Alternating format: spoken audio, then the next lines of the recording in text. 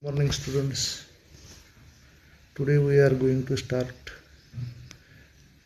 last chapter number 7, internal organization of primary plant body.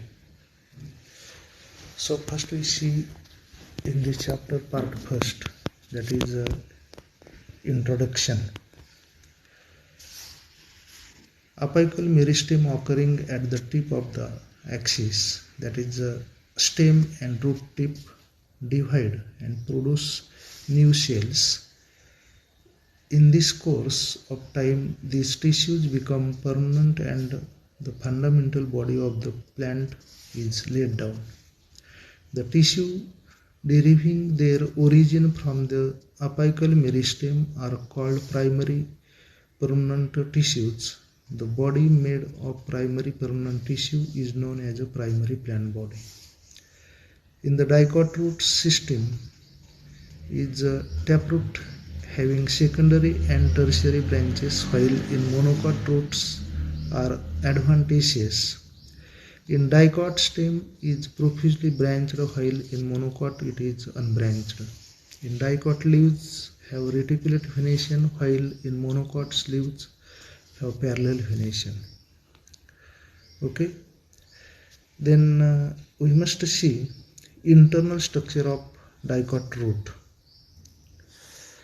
See here, primary structure of typical dicot root, example that is sunflower root, exhibit following plant of arrangement of tissues from outer epidermis to the center of the organ. First point, that is rhizodermis oblique epidermis or epiblema or piliferous layer. This is the outermost uniseriate layer with thin wall cells. Cells are closely packed parenchymatous without intercellular spaces. Cuticle and stomata are absent. Some epidermal cells develop into unicellular hairs called root hairs. Therefore, it is also known as a piliferous layer. Pili means hairs. Root hairs absorb water and minerals from soil. Then next part in it, that is cortex. It is a parenchymatous, homogeneous, thin-walled, loosely arranged cells. The cells may be spherical or oval-shaped with intercellular spaces. These cells contain leucoplast and store the starch in the form of starch grains. Then third point, that is endodermis. It is the innermost layer of cortex which surrounds the stele. It is composed of barrel-shaped parenchymatous cells. The cells are without intercellular spaces. Most of the cells except these lying opposite the protoxylem points possess strips-like thickenings of suberin and lignin on their inner radial walls, which are known as Casperin strips. Cells lying opposite the protoxylem elements are thin-walled and are called passage cells because this allows the passage of water from cortex to xylem. The cells of endodermis acts as a watertight jacket around the stele. Then next point, that is stele. It is tetrads with 4 xylem bundles alternate with 4 phloem bundles looking star-shaped called actinostele protostele. Stele is composed of pericycle vascular bundles, conjunctive tissues and pith. Pericycle, it is internal to endodermis. It forms single layer of parenchymatous cells. Cells are rich in protoplasm vascular bundles. They are radial type where xylem phloem bundles are placed in different radius.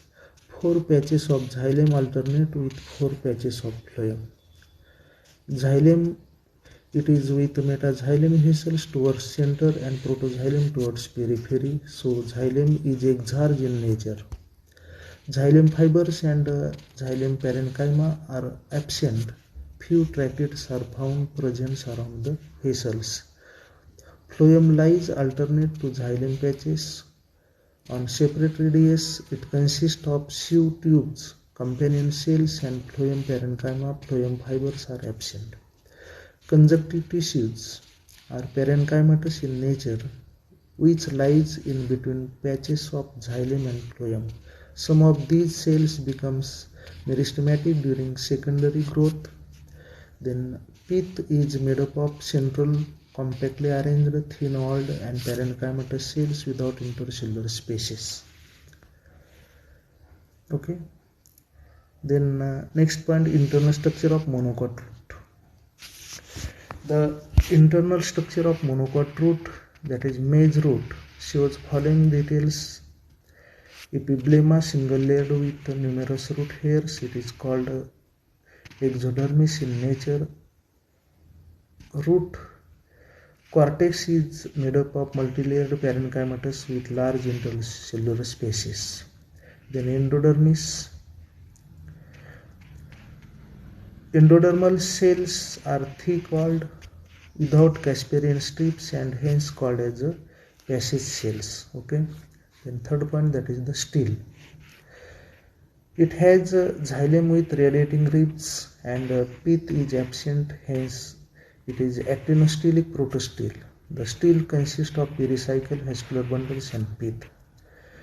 Pericycle is single layered and is partly of sclerenchymatous cells near the protoxylem in patches.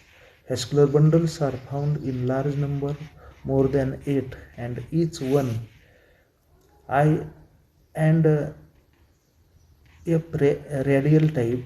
Xylem patches and phloem patches are present at different radius, that is polyarch condition. Xylem is composed of single rounded metaxylem helices towards the pith and one or sometimes two small polygonal or round thick wall protoxylem helices towards periphery, so the xylem shows exarch condition. Phloem lies in the form of small patches alternate to xylem. Then pith occupies the central portion of the stele. It is composed of thin-walled parenchymatous cells containing abundant starch grains. Okay. Then next point, that is internal structure of dicot stem.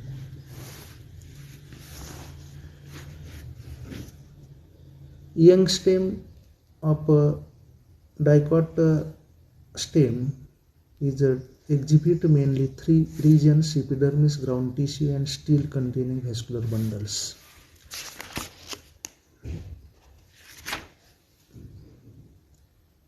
Then see here that epidermis is protective outermost and single layer. The cells are without intercellular spaces. Cells are living and overall of them it cuticularized. A large number of multicellular hairs and stomatal openings may be present on young stem. Ground tissue, it is differentiated into three regions: hypodermis, cortex and endodermis.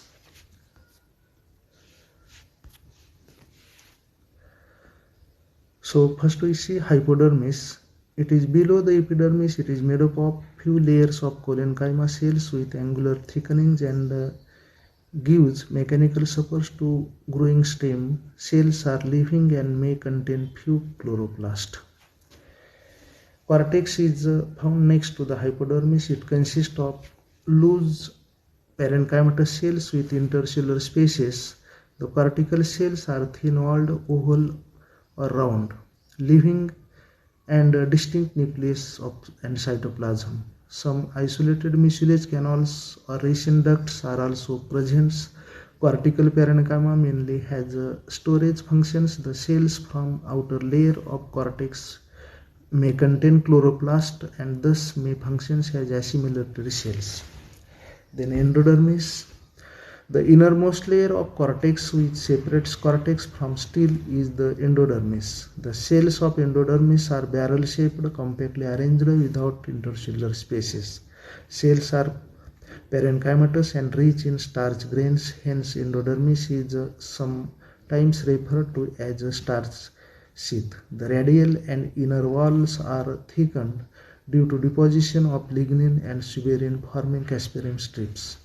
Still includes pericycle, vascular bundles, pith and medullary rays. Still is siphonostele as the pith is present at center and V-shaped bundles are conjoined collateral, open and arranged in ring. Then pericycle, it is made up of alternate bands of parenchymatous and sclerenchymatous cells. Sclerenchyma tissues are found in the form of crescent-shaped patches in the between endodermis and phloem bundles.